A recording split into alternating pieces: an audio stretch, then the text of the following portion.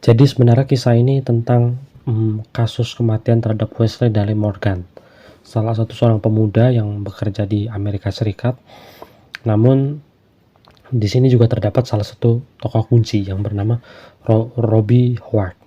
Seperti apa kisahnya? Jadi memang Robbie Howard menjadi salah satu tokoh sentral di dalam cerita ini, di mana Robbie Howard merupakan seorang pelaku yang memiliki masa kecilnya dipenuhi dengan berbagai tantangan. Tumbuh dalam keluarga yang tidak stabil di Louisiana, Amerika Serikat. Ketika dia baru berusia 13 tahun, ia memilih untuk berhenti sekolah dan meninggalkan rumahnya, berharap menemukan jalan hidup sendiri. Namun di tengah jalan, Ruby telah memulai kecanduan alkohol dan menghadapi banyak pergumulan emosional. Hidupnya selalu berpindah-pindah sana-sini, nggak jelas. Terkadang tinggal sebentar di rumah teman, kadang di jalanan atau tinggal bersama pasangan sementara, kebetulan pacarnya.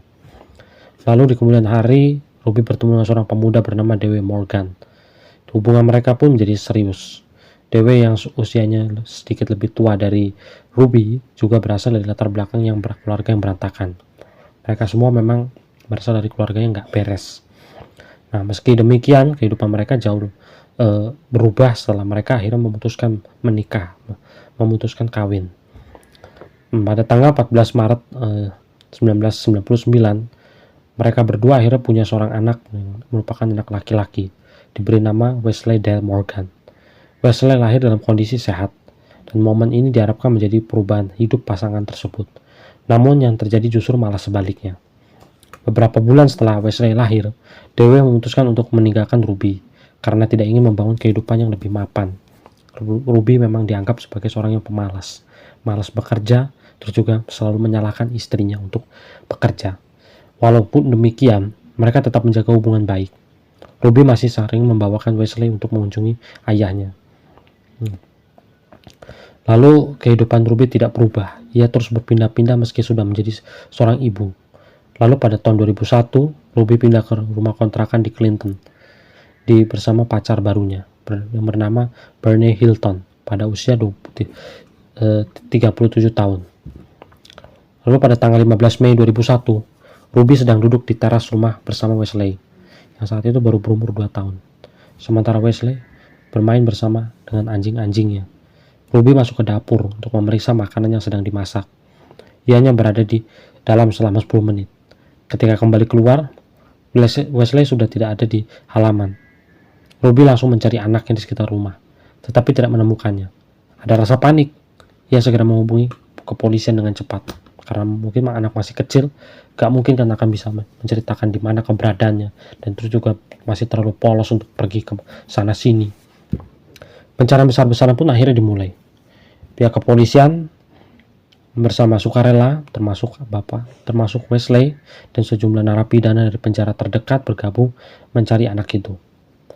Nah, mereka memeriksa kendaraan yang lewat, berbicara dengan tetangga, dan menggunakan anjing pelacak untuk menyisir hutan, kawasan bukit, sungai, dan sekitar area itu. Lalu beberapa hari kemudian, FBI turun tangan, dan bersama Garda Nasional pun juga ikut membantu untuk memperluas pencarian hingga ke daerah yang lebih jauh. Namun, hasilnya tetaplah nihil. Keberadaan Wesley tetap menjadi misteri. Wesley menghilang nggak tahu kemana, nggak ada jejak pastinya. Lalu pihak berwenang menggunakan anjing pelacak, helikopter, dan pemindai thermal yang dapat mendeteksi tanda panas di tengah hutan lebat. Barulah pihak FBI turut memanfaatkan teknologi sinar ultraviolet untuk mencari kemungkinan adanya noda darah di area-area yang diduga menjadi lokasi keberadaan Wesley. Upaya pencarian ini dilakukan dengan harapan menemukan bocah itu secepat mungkin. Bahkan Gubernur Louisiana saat itu mengumumkan keadaan darurat di kota Clinton agar masyarakat lebih fokus pada kasus ini sekaligus mengamankan pendanaan tambahan untuk upaya pencarian. Karena saat itu memang belum ada Facebook, belum ada media sosial secara garis besar, cuma ada internet ya. Masyarakat cuma informasinya sangat terbatas, jadi kurang mendapatkan informasi. Mereka tahu kebanyakan ada kasus hilangnya anak bocil berumur 2 tahun, tapi mereka kurang begitu memahami secara spesifik, dan beritanya pun sudah masuk dalam waktu beberapa hari kemudian. Lalu hari-hari pencarian berlangsung tanpa henti maksudnya. Tim pencarian menyisir setiap sudut kota, jalanan, hingga hutan di sekitar wilayah itu. Namun meskipun beberapa sumber beberapa tenaga sudah dikerahkan ke sana, tidak ada tanda-tanda Wesley ditemukan. Akhirnya pihak berwenang memutuskan untuk menghentikan operasi pencarian besar-besaran itu. Wakil kepala polisi dalam sebuah pernyataan kepada media mengatakan kalau pencarian telah dilakukan secara mendetail di semua lokasi yang memungkinkannya itu. Ia menambahkan jika Wesley memang ada di area tersebut, mereka pasti sudah menemukannya. Setelah itu, kasus Wesley secara resmi diklasifikasikan ulang dari sekedar kehilangan menjadi kasus yang mencurigakan dan diduga melibatkan tindakan kriminal. Kalau mungkin saja ada tindakan yang nggak wajar di sini, mungkin nggak mungkin dia hilang begitu aja, karena mungkin anak kecil juga pasti akan ketemu juga, karena memang anak kecil kan arah jalannya itu kan dia nggak tahu diprediksi akan kemana, susah dideteksi. Paling nggak dengan turunnya pasukan kepolisian mungkin sudah bisa tahu kalau mungkin dia ada di sana mungkin, tapi ternyata tidak.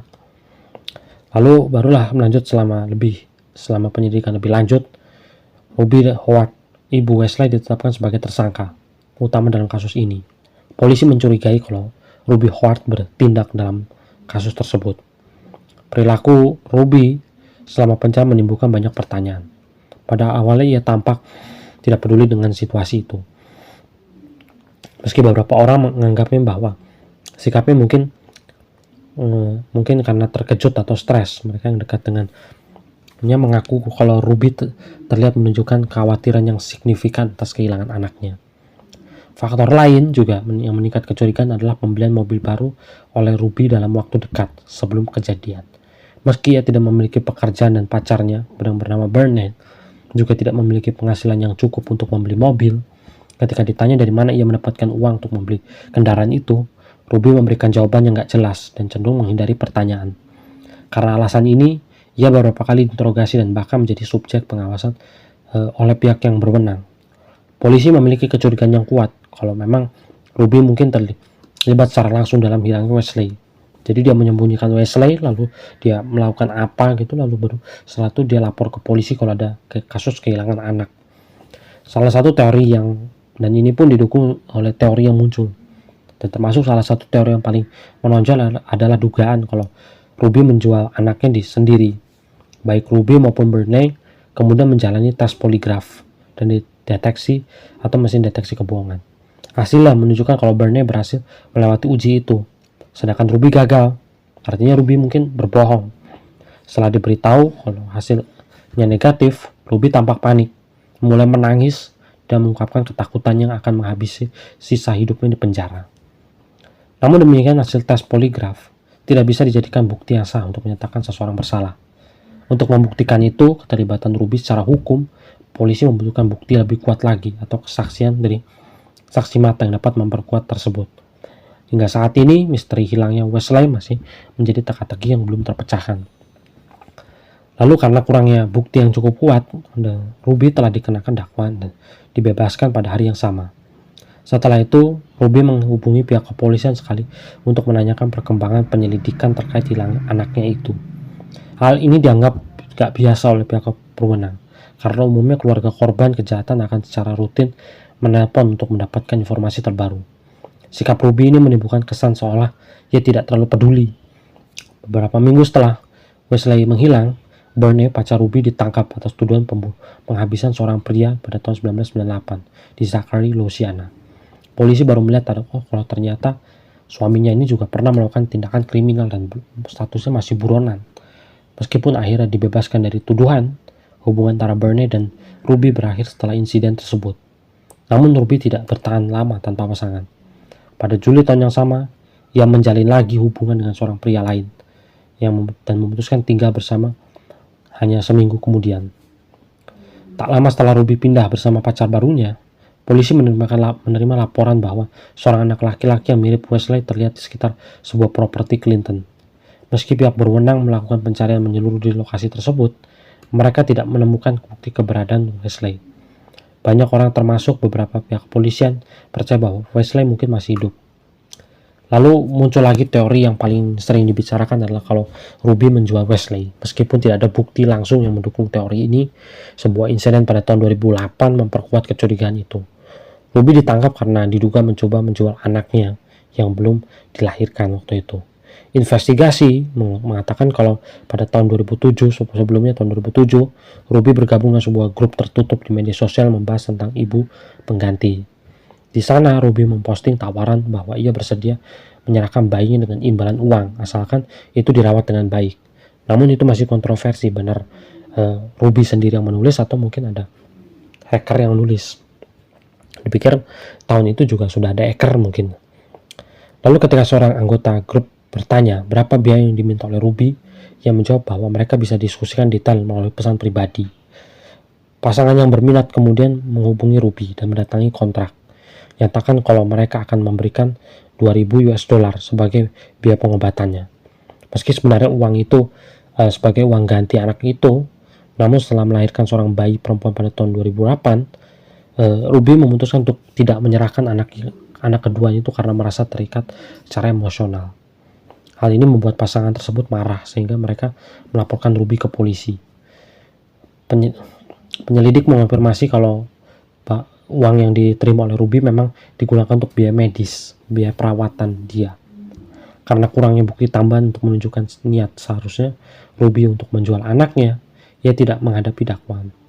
Kasus ini hanya dianggap sebagai dugaan penipuan. Hingga saat ini, misteri hilangnya Wesley Dale Morgan masih menjadi kontroversi semata. Pihak berwenang secara berkala memperbarui foto-foto Wesley menggunakan perangkat lunak manual untuk memperkirakan penampilannya sekarang ya, karena mungkin anaknya kan sudah semakin kesini sudah pasti sudah tumbuh bayang ya, gak mungkin lah dari 2001 penampilannya akan menjadi bayi terus, pasti kan gak mungkin. Kalau mungkin anak itu normal. Sebagai upaya untuk menemukan bocah itu ya, pihak kepolisian sudah mengeluarkan sayembara dengan hadiah 10.000 US dollar ditawarkan bagi siapa saja yang dapat mengetahui keberadaan anak tersebut, dan fotonya pun, sketsa wajahnya pun sudah dibantu menggunakan teknologi AI. Ruby Howard kini menetap di Louisiana bersama suami dan 2 putrinya. Dikatakan ia berhasil bangkit mengatasi kecanduan alkohol pada tahun 2019 dan menjalani hidup yang lebih stabil. Ketika seorang wartawan bertanya tentang hilangnya Wesley, Ruby mengaku bahwa mengingat masa-masa itu sangat menyakitkan. Ia menyebut tahun-tahun penuh itu memang tahun-tahun penuh amarah, kesedihan, dan berjanji bahwa hari ini tidak akan pernah meninggalkan anak-anaknya sendiri selama 15 menit. Ruby juga menyatakan kalau keyakinan kalau Wesley masih hidup dan suatu hari akan kembali ke rumah.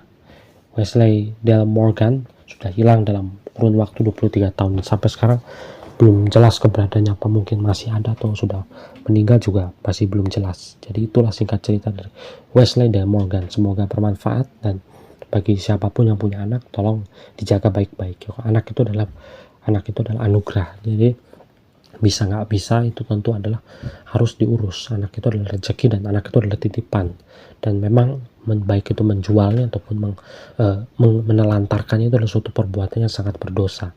Itulah cerita dari Wesley Dale Morgan yang bisa diambil dari kisah ini. Terima kasih.